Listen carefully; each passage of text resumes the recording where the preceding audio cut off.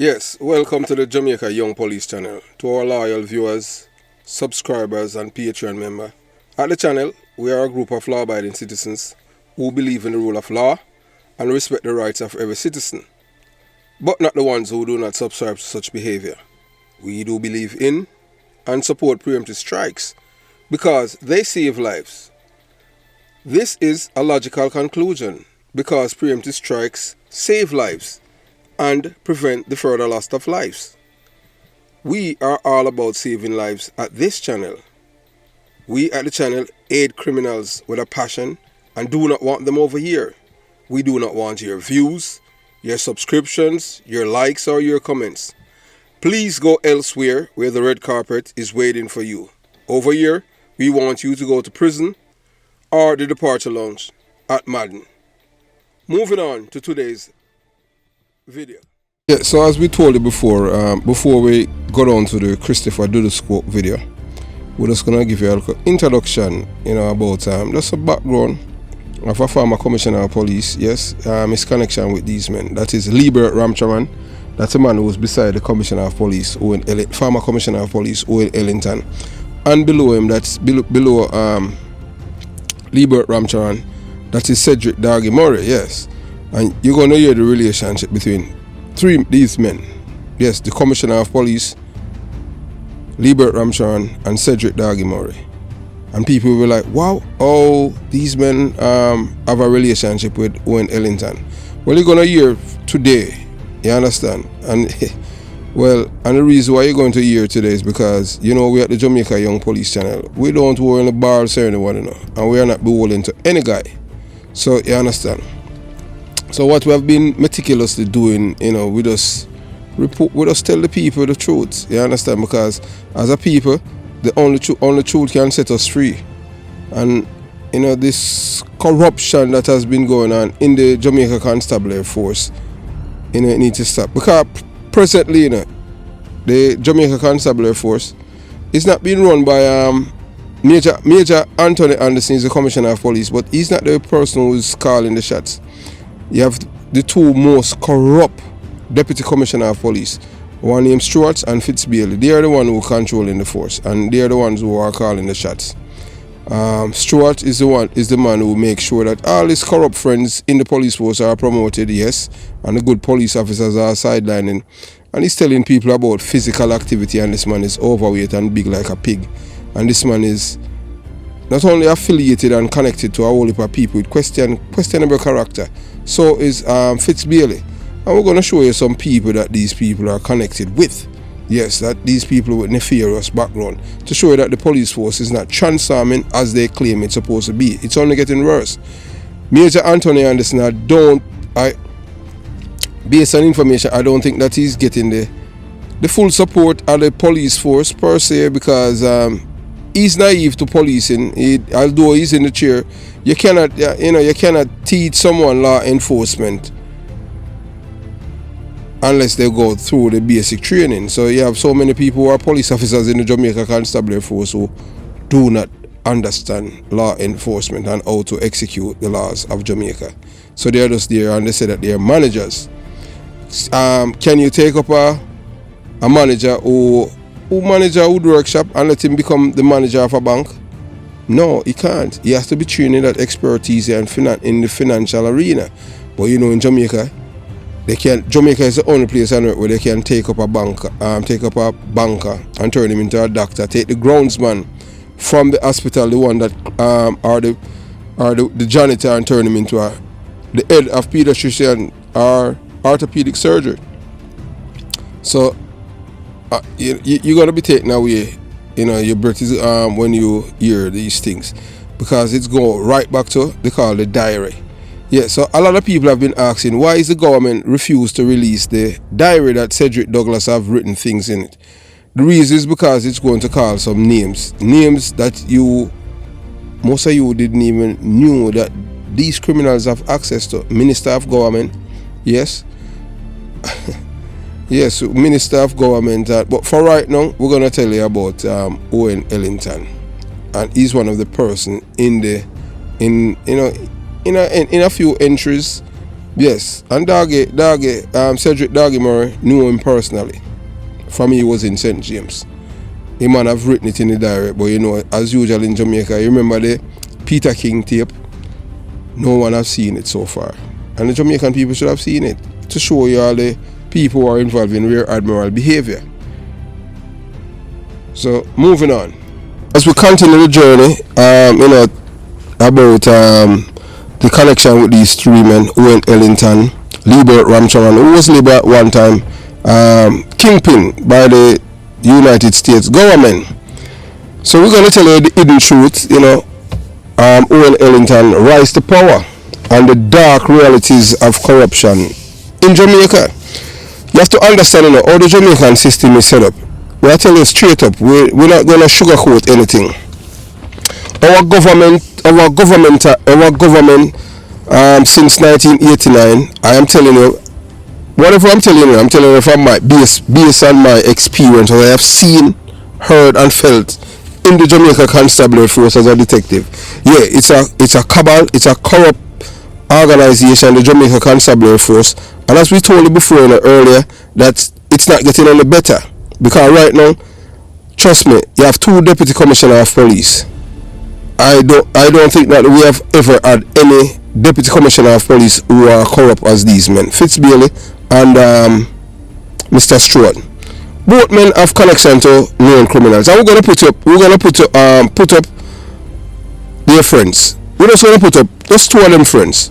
One of Mr. Stewart, one of his friends was killed. That's Walde, and Mr. Bailey, his friend from Tilibap, our Mr. Roberts. We're gonna show you.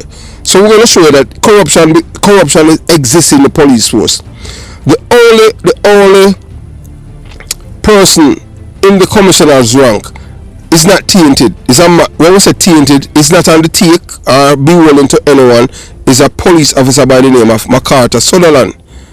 Don't be surprised if they try to kill this man, because he's the only police officer in the Jamaica Constabulary Force who is not tainted. And when we tell you that, we're saying it without any apology, because based on the information that we receive and obtain. Yes, and we're not bad mind. Yeah, alright, so we bad mind people because them get promoted. No, we're not bad mind them. If a guy getting promotion and them thing and them get it right, it's fine, but you can't stay so because you rise to power because of your corrupt practices, and it's supposed to be because you be willing to people who help you along the way to cover up your corruption. You understand? And then what they have done now, Mr. Stewart has been doing in the police force, and they have done it to a lot of police officers, police officers who have worked very hard, and they were involved in fatal shootings, and all of a sudden now, because somebody involved in you cannot get promotion because of that. What kind of nonsense is that? So you are not supposed to protect your life, but yet still he's promoting thieves. He's the one that promoting the thieves in the police force, Mr. Stewart. So he's the one. Major Anthony Anderson is not in charge of the force. He's just a figurehead, because both of them must keep spinning around him. Fitzbailey and Mr. Stewart. The police force is a cabal. The only person, Major Anthony Anderson, he doesn't even have a clue what's going on around him, because these are the men who run in the police force. You understand? So the corruption is still there. Yeah, and it go all the way back. I think the best commissioner of police we ever had was a man named Herman Ricketts. Yes, Herman Ricketts, and that was from in Seaga's time. From then, I cannot point to one person who sit in that chair that you can say that they weren't tainted. All of them corrupt and mix up. One a thief, one a drug dealer, and one, you understand, all kind of things. So in this eye-opening video, we delve deep into the shocking rise to power of Owen Ellington, a former commissioner of police, and uncover the hidden truth behind his controversial journey, despite his arrest and charges of dishonesty. Yes, Ellington surprisingly became a poster child for the elites in Jamaica. The elites in Jamaica, because they are real criminal, So anytime you hear them a big up a police, just remember say a thief. I know that, anytime you hear them say, no, say him a thief. You hear them talk about MacArthur Sutherland. Reason being, because he is not on the take. And just like Carl Williams too. Yeah, so them say Carl Williams was as a naive man and he was not the take and them thing. Carl Williams was one of the poorest commissioner of police ever because he used to be at narcotics and he could have made crazy money just like MacArthur Sutherland. And MacArthur Sutherland must remember saying you cannot forget some people that was down there and them thing and I make them draw a card upon them but boy them charge for murder and all them thing there and this and that. Because we know it, you know, and you know this too, you know. I know it from training school. Never work with you and them thing, but I cannot point. I have never received any information about you, even when at East Kingston and all kind of work that you have done. You are one of the most, I might be wrong, but based on the information received, you know, I used to think that the guy, Wayne Clark was above board until I found out the guy was tainted. You know, a thief though, Wayne Clark, yeah. And he used to go on like him them big bossy slave on him thing and him tainted. So him can't even travel to America because him tainted. So I only for corrupt police serving like police force. And you're the only one that stand out and them don't like you, you know, because of all of the people them who are coming, you're the only one that the Americans support for becoming the next commissioner of police. Because me and Anthony Anderson don't have a clue what's going on. Yeah, well, I tell you, because he have two experienced criminals as deputy commissioner, Fitzbailey, allegedly, Fitzbailey and Stewart, two experienced criminals in the police force, and they were wrapping up, and they must have flood the police force with corrupt police and them thing there. Yeah, and the reason why we give you information about one, especially one at East Kingston, yeah, Clinton Mackenzie, is because this man, I only for police, even police were help him, you know, like Meverell Smith, him try to destroy them. So people like them are dangerous. You understand? And Miss Javine Bent, may I tell you so right now, she alive and everything, and she must be upset. She's supposed to purpose to see this thieving police officer become a deputy superintendent of police. You can't have them the criminal, you have others too, you know, and all the man doing it, but we are telling about one in particular. You understand? There are others. And there was the police force, and all these people get clearance to get promotion and them a thief. So we continue to say, but also is a cabal and them thing. So just like how Owen Ellington him get film promotion them, you understand? So the real reason behind Owen Ellington's success may surprise you. Yeah, so he used to say, boy, him have a disdain for corrupt police officers and the desire to protect his friends. So throughout his career, Ellington consistently targets individuals who were dishonest, unconscionable, immoral, and unethical.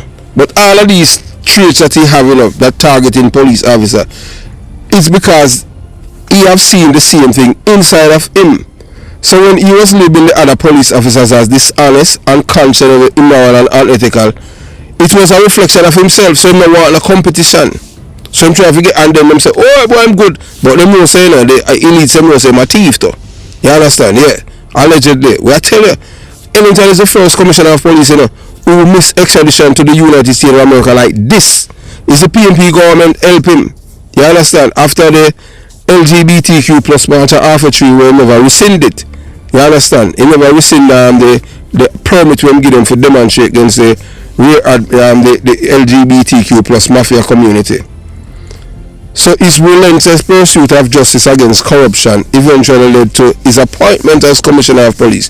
So you know, in our police work, you know, say thief them always go after other thief them because they don't like competition, you know. Or not only that, what they do, they go after police officers who they know that are uncorrupted and try to destroy them life. So like MacArthur Sutherland, you know, is the one of police where he able to go through all of the nooks and crannies and reach up there because he's not a made man. But the only baggage he have behind him is Calvin Benjamin, because you understand what I'm saying? Because Benji, you know, Calvin Benjamin, I want to lie this police ever, you know. Yeah, I tell you that. We never work with him or anything like that, but it's based why Privy Council say, yeah, and one minute know only. Oh, you get up and tell like your colleague them and send them up. I couldn't do it on them thing and plant evidence. And that is just Benji's speciality. So that's the only problem with MacArthur Sutherland in affiliation with Benji. But you know, means because I'm an affiliate with a man means he's like that. So we're moving on, you know. So yet the question remains, if Ellington had been in a different jurisdiction, would he have been even risen to the level of a mere manager in a security guard company? No. But only in Jamaica, you know, where someone can be arrested and charged with dishonesty and become the commissioner of police.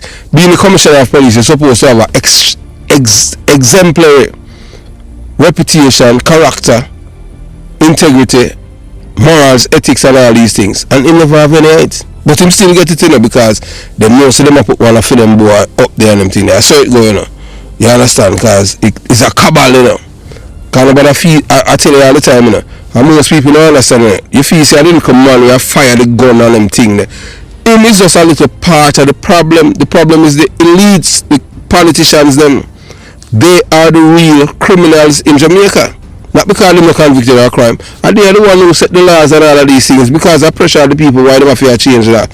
Why don't they have law for man get 10 years of prison for murder? Why don't have a man arrested and charged and convicted with coke? You pay $500,000 when the coke value is $1 billion. Jamaica, yeah, and them do it. You understand? So Jamaica need international supervision. And a whole heap of big people where you as a Jamaican would at least expect involved in a criminality or drug dealing. They are involved, may I tell you that? Yeah. So join us as we uncover the dark realities of corruptions within the rank of law enforcement and examine the perplexing dynamics that propel Owen Ellington to the top despite his controversial history. I remember I said two times one at a time when I'm in the remand center, even a boy that I was involved in a shooting, in living in England, you know, you understand? Him escape, you know, from remand center, you know, and you do 17 of them, and there's no photograph of these escapee. So people that live in foreign with these criminals, I don't even know so them are escapee. You understand what I'm saying? So prepare to have your perception challenged and your understanding of power and corruption redefined in this gripping expose. So don't miss out on this thought-provoking exploration of Owen Ellington's rise to power. So if you have reached this far, and you know, watching this video, and you haven't subscribed to the Jamaica Young Police channel, yes man, consider subscribing to the channel. Subscribe to the channel, hit the notification bell. Yes, hit the notification bell and select all. Yeah, when you select all, whenever we at the Jamaica Young Police channel release a video, you'll be the first person to get the same. Yeah, so when you get the video, you'll be able to, you know, as we release it, you get it and it's right there for you. So, you know, you understand? So you'll be able to see it for yourself without others. You understand? So that's what it's all about. You know, share the video. Yeah, share the video with your friend, your girlfriend, your boyfriend. You understand? Your girlfriend, your boyfriend, your neighbor, your side chick, your side man, grandma, grandpa. You understand? Yeah. I remember to, yeah, so hit the thumbs up, yeah. You know, hit the thumbs up if you find this video helpful and informative. So, you know, despite some misinformation, it is important to clarify that there is no like button on YouTube. So when I tell you about the like button, because that's false. So please use the thumbs up button. Yeah, use the thumbs up button and show your support. Yeah, you understand. So on the other hand, if you choose to hit the thumbs down button, we kind of request that you reconsider, as it helps us understand your concern better. And look here, if you hit the thumbs up button, it just straight means that you are a criminal supporter. Yeah, I don't say you understand. You know, so we over here, we don't like criminals. And we don't like them beneficiary, and we don't like them constituency. You understand? So you can join the Patreon squad. Yes, by joining the Patreon squad, you will gain access to exclusive content that cannot be played on YouTube due to various restrictions. To unlock this untapped collection of videos, click on the link in the description box below.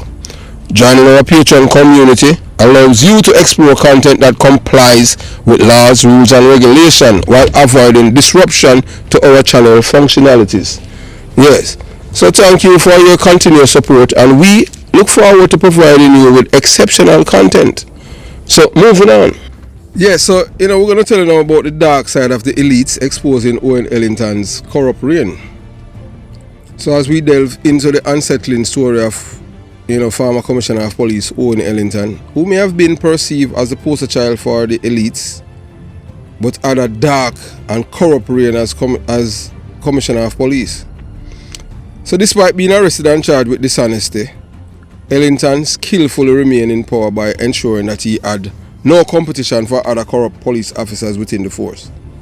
His steadfast loyalty lay not with justice but with protecting his friends and targeting those who were dishonest, unconscionable, immoral and unethical, and protecting his friends who were corrupt in the police force, but others no. And those who we deem as informers, he would kick them out. So unveiling the hidden truth behind his rise to power, we expose the extent of Ellington's questionable methods and highlighting the alarming favoritism that allowed him to retain his position. While his manipulation may have worked in his jurisdiction, it became abundantly clear that he lacked the integrity to secure a mere managerial role in a security guard company elsewhere. So we are telling them, so that's why we tell us that Jamaica is a criminal's paradise. So as we delve into the dark underbelly of Jamaica's law enforcement system, exposing one of the most notorious figures, Owen Ellington, regarded as one of the country's most corrupt commissioners of police in history. Ellington's controversial career is marred by scandal and troubling connections.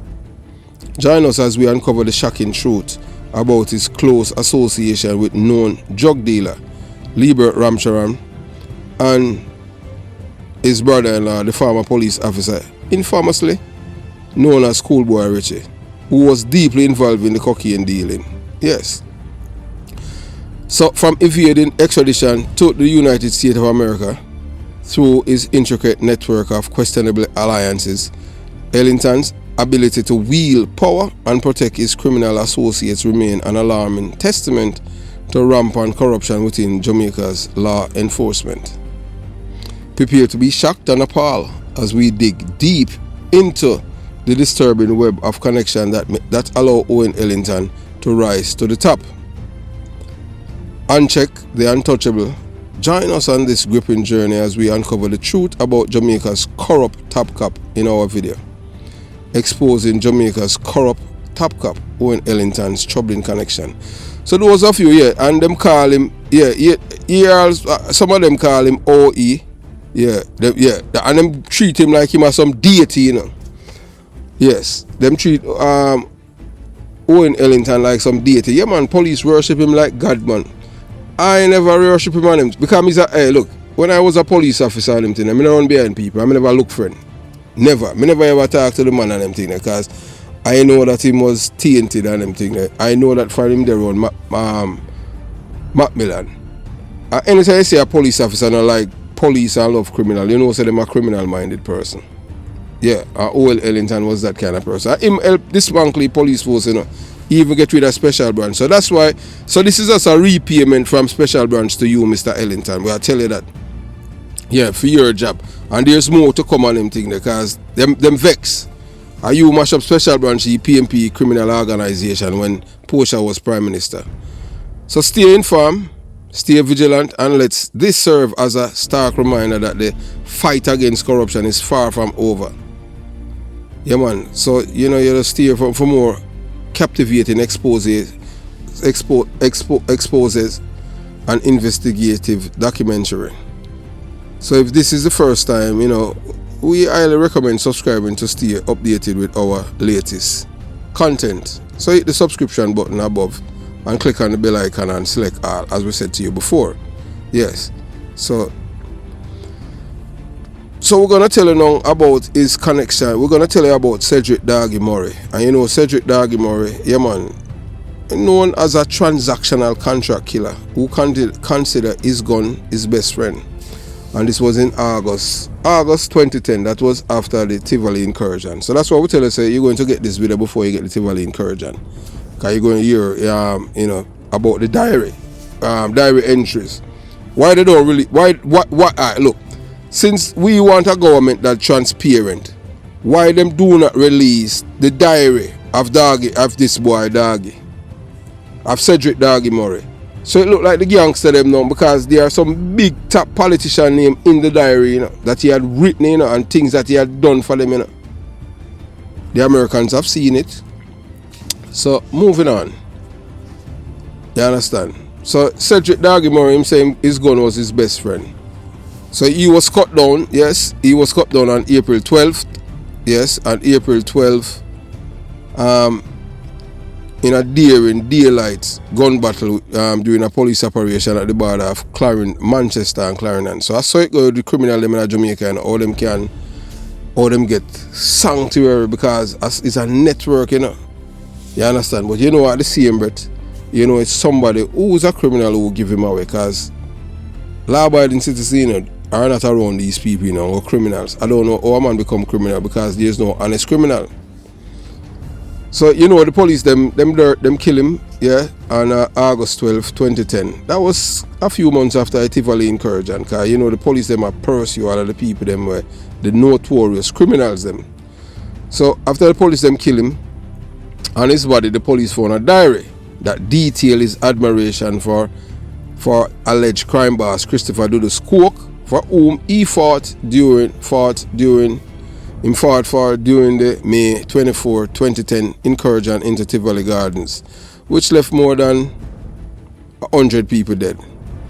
So Murray, a top lieutenant for Coke and the leader of the infamous Stonecrusher gang, with its primary headquarters in Norwood, St. James, was also celebrating his 37th birthday on the day of his demise. So him live long still doing enough for a criminal, you know. 37. Him live too long, man. Him 12 years late, but better late than never.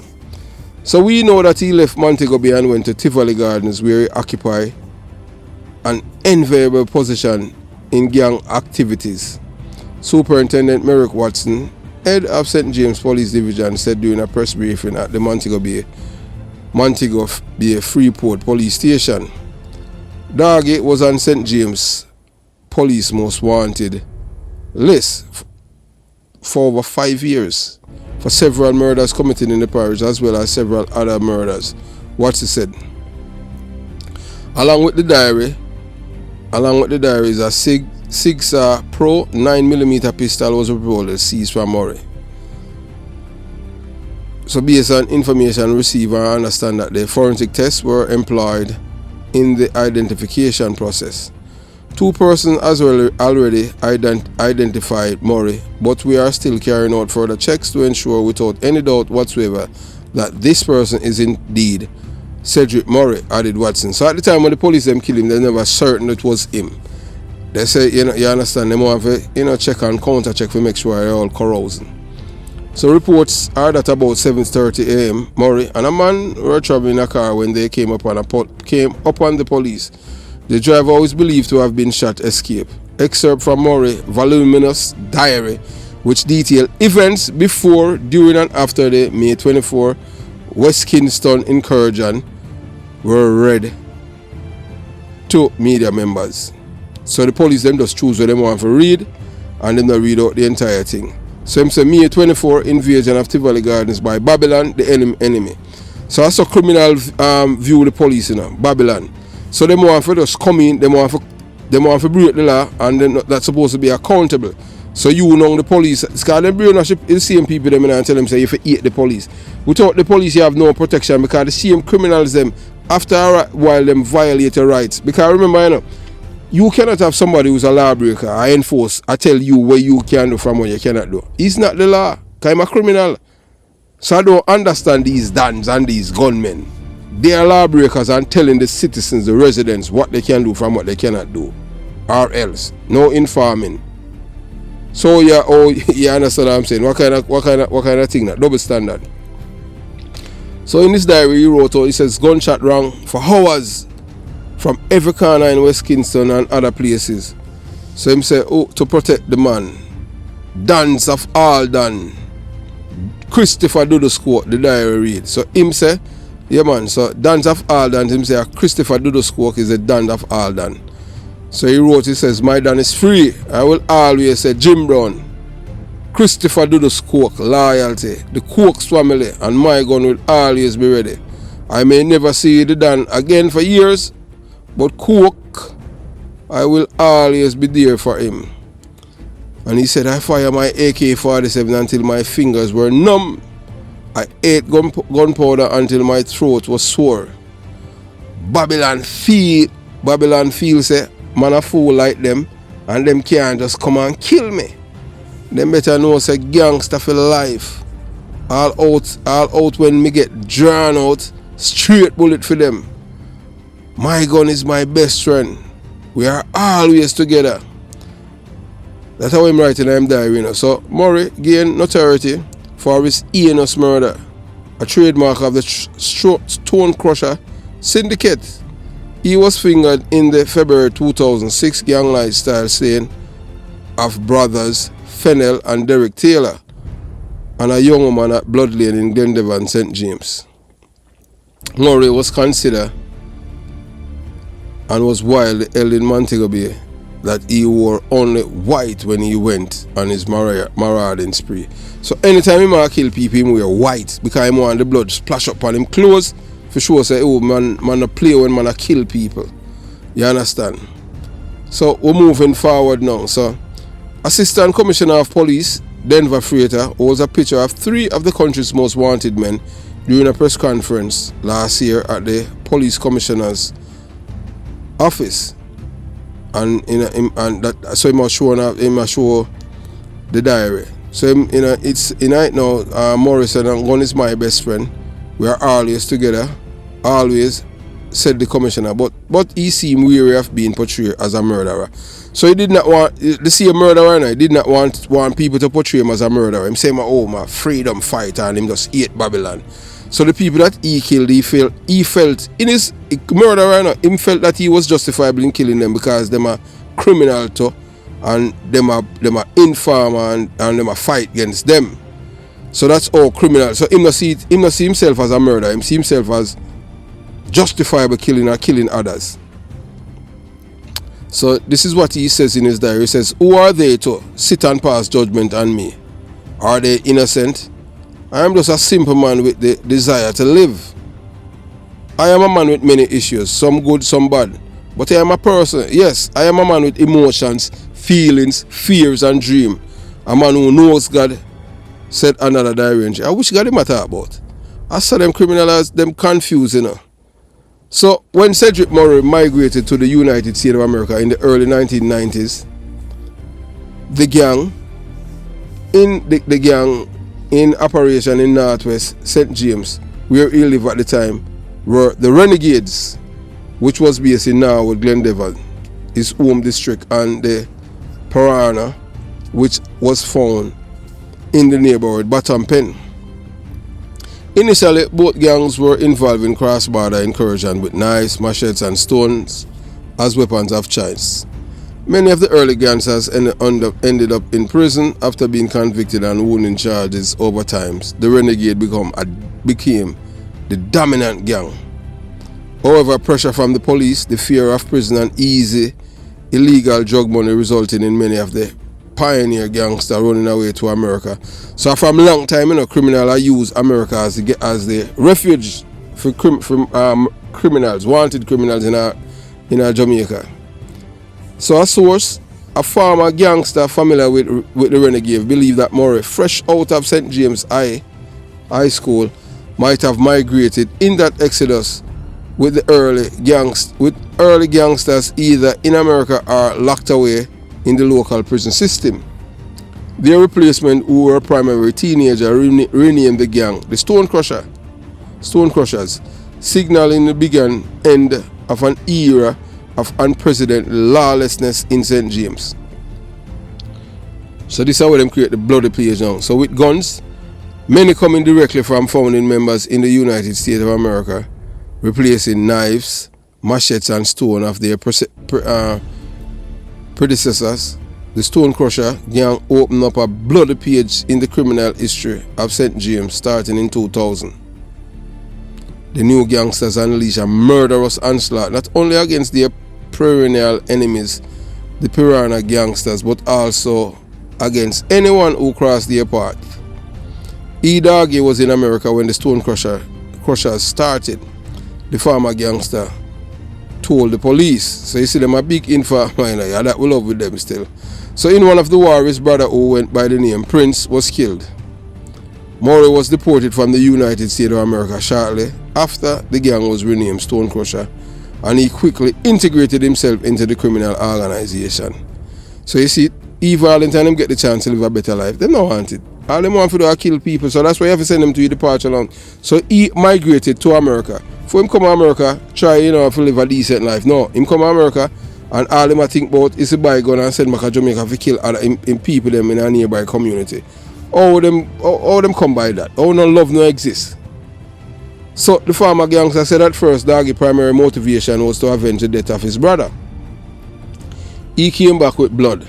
Doggy says the farmer gangster said he was already a stepping murderer in America, no stranger to killing people. So him say, yeah, so Doggy tell him say, oh, he used to kill people in America. You understand? And him say while rubbing shoulders with the likes of farmer Stone Crusher leader Delana, Bigger Crime Williams, Michael Lassie Farbs, Garfield Dan Sayers, Richard Delana, and Dan Garden quickly developed a reputation as killer. So he said it is believed that he figured prominently in taking the murder count in St. James past 100 mark for the first time in 2001. So this man I listen to radio and them thing and I say no, them have to push the murder tally past 100. What kind of sick people them this? And these are the people that Carolyn Gomes and Michael Jackson out there and Lisa Anna talking about and Mark Golding, Delroy Chuck, Chief Justice Brian Lego Sykes, and these are the people them that they are bad for. And here the man I listening to and I say him want the murder tally in a 2001 to pass 100 murder each year. So while gangsters such as Bigger Crime became notorious for beheading their victims, especially a lot of scammers who resisted their extortion demands, Murray specialized in contract killings. He wasn't into the day-to-day gang war, and he wasn't into killing of women and children. Why, although he's a criminal, at least he have a different thing. Why? So he says, as the gangster said, he was more into killing, contract killing, and not extortion. So while Murray reportedly spent most of his time traveling around the island as a contract killer, the other notorious Montego Bay gangsters such as Bigger Crime, Lassie and Blacks primarily stayed in the parish where they attracted the attention of the cops and quickly tapped the most wanted list in St. James. As soon as they became wanted, the police increased the pressure on them, and the farmer gangster said. Doggy was also added to the police wanted list as the allegation mounted against him. I have to rise above my presence. I just can't lay low. I am now in exile whilst baby on the way and curfew everywhere, Doggy wrote in his diary. So within a 3-year span, all of the top men expect Doggy were killed in alleged confrontation with the police.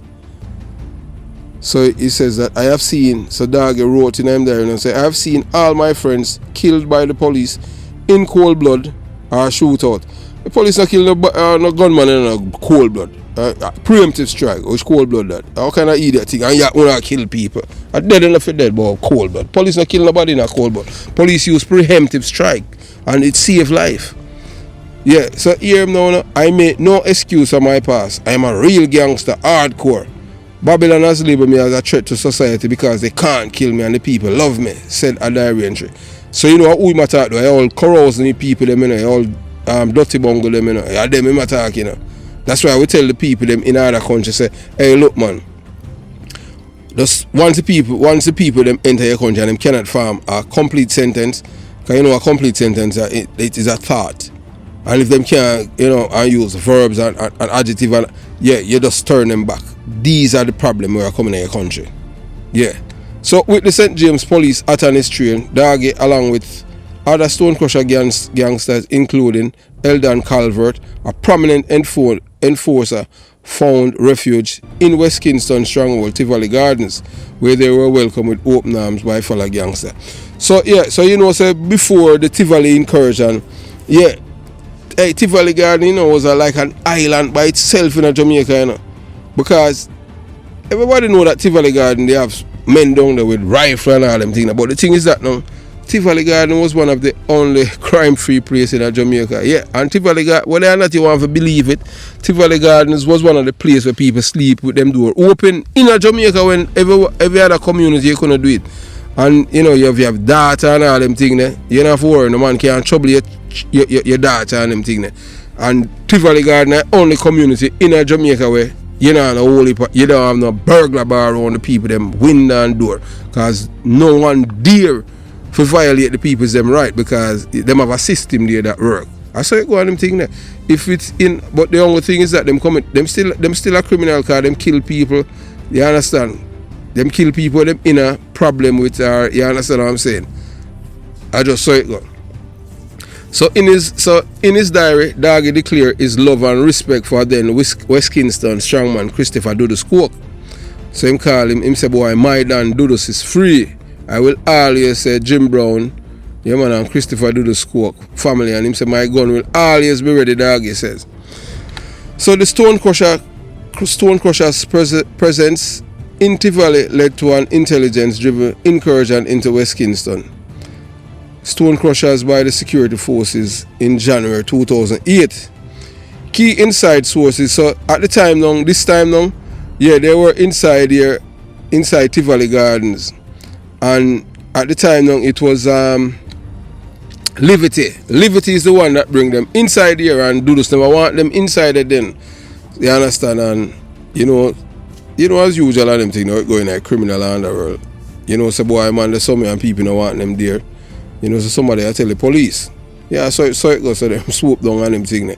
So the police don't even get, the only resistance where them get was from them. And the man at Tivoli now going on a shootout with police in a man outsider. So you understand? I just saw it go.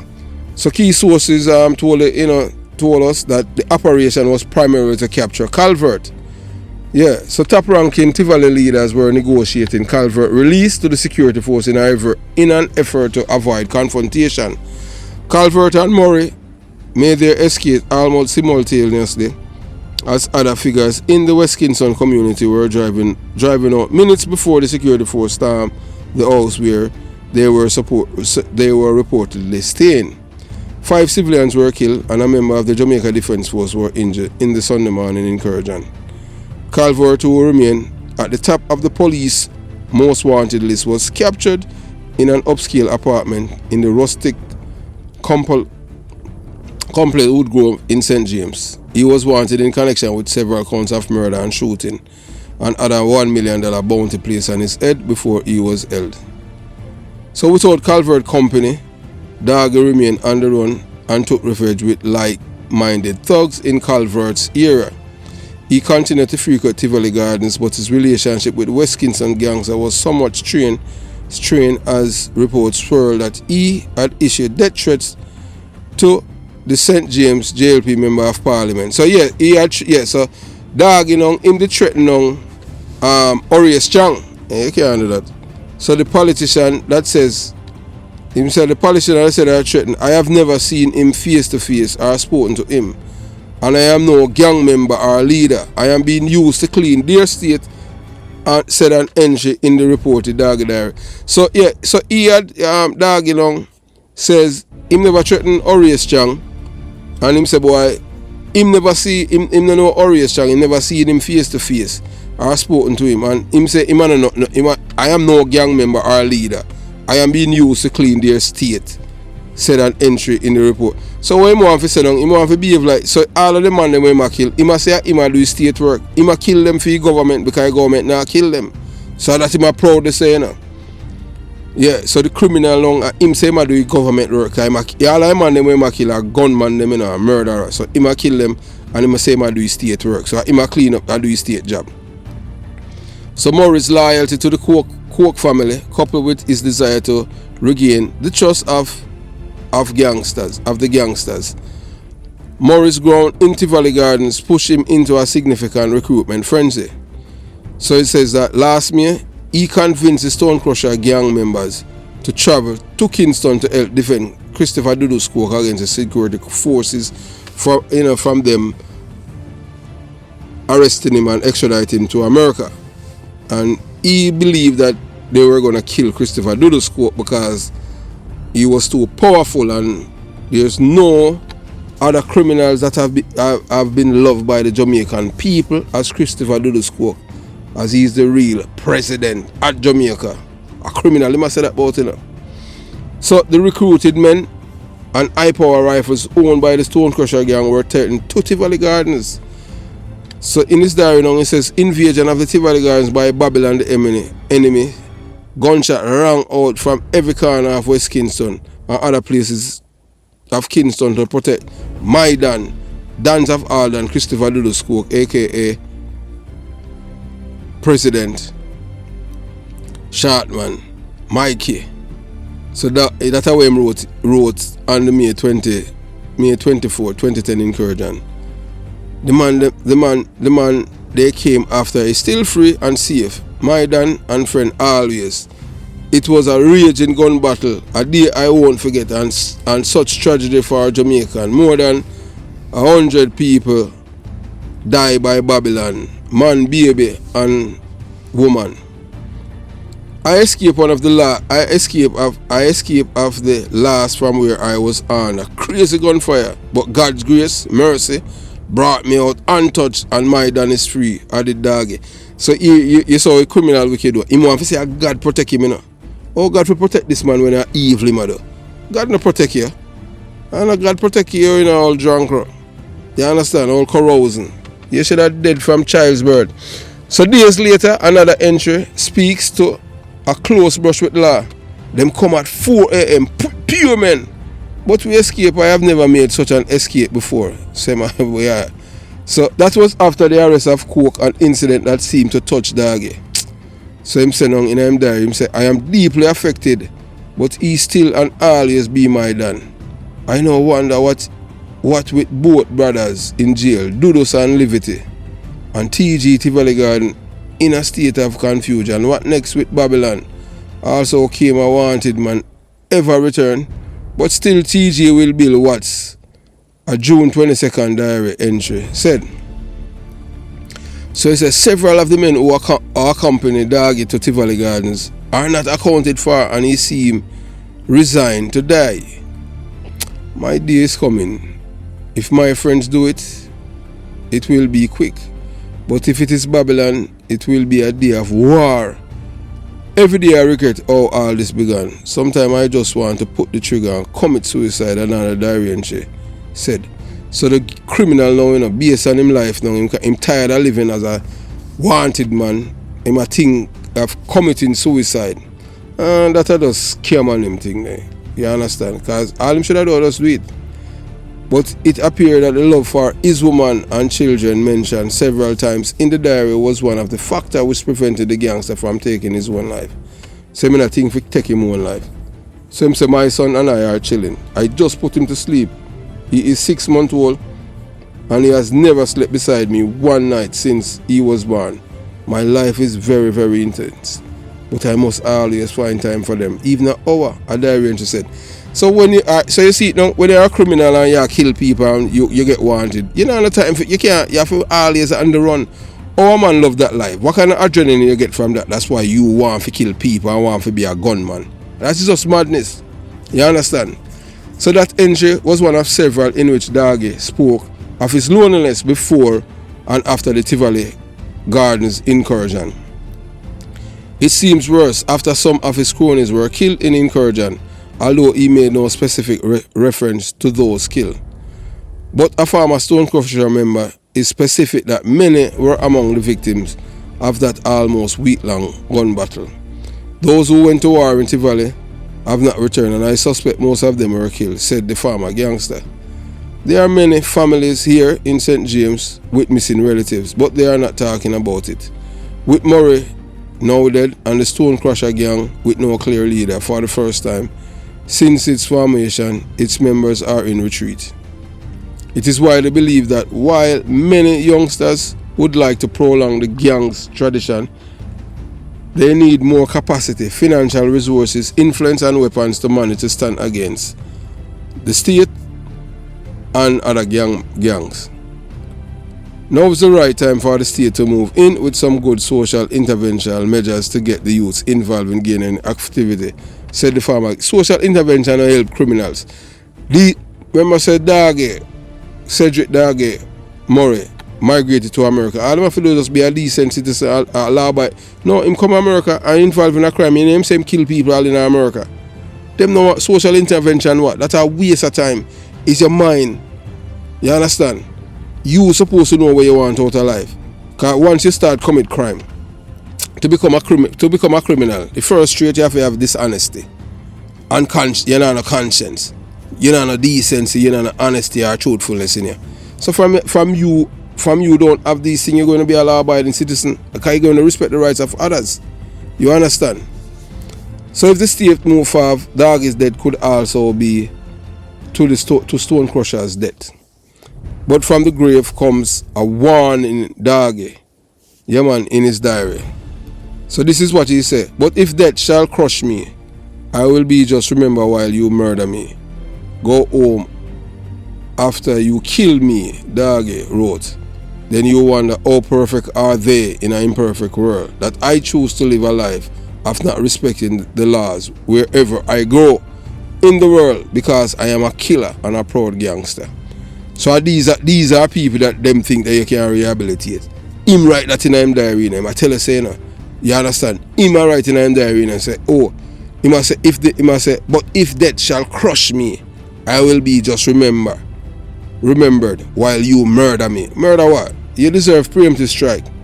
And he must say no to the police them. So after you kill me, you go home after you kill me. Then you wonder how perfect are they in an imperfect world, that I choose to live a life of not respecting the laws wherever I go in the world because I am a killer and a proud gangster. So him want to kill people and no consequences. You understand? So him kill all people all America. Him boast so him kill people all America. And because him get away and them thing, because I saw criminal going on. Witness, silence of witnesses. So will your child one day become what I have been accused of? Running along Mr. and Miss Perfect. Yeah, so I'm saying because you are just a vampire. You are worse than me, wrote Daggy in one of his final entries in the diary. So he said, I have seen all my friends killed by the police in cold blood or shootout. Allah ya tell me, you don't see no cold blooded nothing. From a man a killer, yeah, preemptive strike. We don't see nothing but no cold blood. Cold blood every time you go kill somebody and shoot them in the head, the back of them sit down and you just go and shoot. And that's a cold blood. You know, yeah, no matter how you dead, from you dead or dead, I saw it go preemptive strike. We don't care. So here no, I make no excuse for my past. I am a real gangster, hardcore. Babylon has labeled me a threat to society because they can't kill me and the people love me. I saw if fool people them make them think, you know. You understand? Same say, I have rise above my circumstances. I just can't hold on. I am now exile while my baby is on and them have curfew everywhere. So that's him saying. So him say, you know, I escaped. I was on some crazy gunfire when I escaped the last time. So this are the same diary now, you know. So Daggy's handwriting says, so them bring in America, you know, you know, say America and everything, you know, just so it going on. That's why we love Uncle Sam. So yeah, so a handwriting expert now come in and him says the diary entries show him to be a fearless loner who Daggy constant assurance. So a United States-based handwriting expert has determined that the entries in a diary the police says was taken from the corpse of Cedric Daggy Murray after he was killed were written by the same hand. It is my absolute opinion that one person authored all pages. The pattern formation, connection of letters, height, spacing and number formation is consistent with one writer, said graphologist Beverly East, president of Stokes and Slants in Washington, D.C. So they're bringing an American handwriting expert. So on the assumption that the lone and handwriting belonged to Daggy, East used the handwriting to create a profile of the slain gangster. Getting ahead was a top priority for him. He was fearless. Not fearless, him heartless. You know, young people, you know, fearless, a soldier and everything. Criminal are fearless, criminal heartless. So the complete focus was set on his objective, and that he had a way of drawing others along with him. He saw obstacles as molehills rather than mountains. His persistent, intense, determined nature kept him going despite roadblocks. He was very alone and trusted very few people. He was more comfortable in an uncrowded environment. Fear of the unfamiliar was a major inhibiting factor. An early childhood trauma may have caused him to second-guess himself constantly. There is an imbalance, not schizophrenia, in their personality, where he could be both gentle and kind, but also argumentative and confrontational. He had a strong need for security, which drive him to work hard. Oh, okay. So he was a determined individual who worked and acted independently of others. He was not a follower. As long as he felt comfortable with what he was doing, he was able to work alone or take directions. When there was disharmony among his group, he would rather negotiate a settlement and fight it out. If that were not possible, he would do what he could do quickly to resolve the situation and restore agreements. He was down to earth. He was a down to earth pragmatist, which kept him grounded. However, he was restless and unpredictable, with no rules or order. A reasonable amount of optimism allowed him to bounce back when things went wrong. His public reputation was essential to him, and he did his best to protect it. However, he was a low-key, not frill person. You would miss him in a crowd. He had a firm sense of purpose and the capacity to apply effort towards achievement. He had an average self-confidence when it came on to taking on new responsibilities. He tended to be rather uncompromising when he recognized insincerity and was quickly disappointed, as he was very loyal. He often made decisions based on logic over intuition. So at least him did kind of have some sense on him thing there, but him just used it in a wrong way. He could accept new ideas and concepts and was creative in problem solving. His lack of structure created problem in his level of organization. Put to the task, it may take him longer to complete anything that he started because he was a perfectionist. Criminal are perfect, he won't forget everything right. His methodical mind slowed down his thought process, as everything had to be examined, explained and understood. However, he could be counted upon to finish what he started. So he's better than most people. You understand? He was very expressive with his feelings in a personal settings, but would treat those close to him kindly. He had a strong sense of humor and could laugh at others and himself. He was not a generous person. He held on tightly to every dollar, and everything earned had to be accounted for. He was not particularly territorial about money and material possession, but not a pushover with hard luck story either. There had to be good reason for him to give away something, so he didn't mean to, you know. On the surface, he took criticism well, but on the inside, every word was like a dagger to his chest. He showed good grace and kept smiling in the face of negative commentary. On an intimate level, he needed constant assurance and approval. He needed to hear on a regular basis how much his partner loved him, and without these expressions, he may have questioned if he was really worthy of such love. This side of him would only surface in an intimate setting and no other setting. So the shocking entry, revealing corruption in the high-ranking officials, Commissioner of Police, extradited the Commissioner of Police extradited drug dealer and the cocaine connection. So we reveal one of the most famous and shocking diary entry ever found in the personal journal of Cedric Dargy Murray. This entry expresses a dark connection between high-ranking officials, including Commissioner of Police Owen Ellington and extradited drug dealer Liber Ramcharan.